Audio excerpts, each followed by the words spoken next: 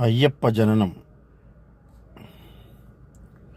భస్మాసురుడే తపము చేయగా, పరమేశ్వరుడే వరములీయగా, వర పరీక్షకి రా రమ్మంటూ అసురుడు చేతిని ఎత్తి చూపగా, చెట్టులు పుట్టలు ఎక్కి దాటుతూ కొమ్మల రెమ్మల పక్క నక్కుతూ అపాత్రదానం అనర్థమంటూ పరమశివుండే పరుగు పెట్టగా, మహావిష్ణువే మోహినీయవగా అసుర చూపులే దారి తప్పగా, తన పరీక్షలో తానే పావుగా మహామాయలో మాడిపోయగా, మోహిని వెంట హరుడే నరుడిగా పద పదమంటూ పదము కలపగా, సుందర పంప ప్రకృతి అంతా హరిహర సంగమ సాక్ష్యమవ్వగా, శుద్ధ పంచమి స్థిరవారమున వృశ్చిక లగ్నపు ఉత్తర తారగా దైవకార్యపు మానవ రూపుగా అవతరించను అయ్యప్ప, మహిషి మధింపే ధ్యేయముగా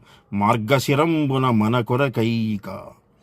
సత్యదేవుడే ధర్మశాస్త్రయని, మహావిష్ణువే మణికంఠుడని, పరమేశ్వరుడే భూతనాథుడని పలు పలు పేర్లతో పెరిగెనుగా, పంబళ ప్రజలకు ఆర్యునిగా ఆర్యే అయ్యై అయ్యప్పై, శబరికొండలో మకర జ్యోతిగా నీటికి వెలిగే దివ్యమూర్తిగా.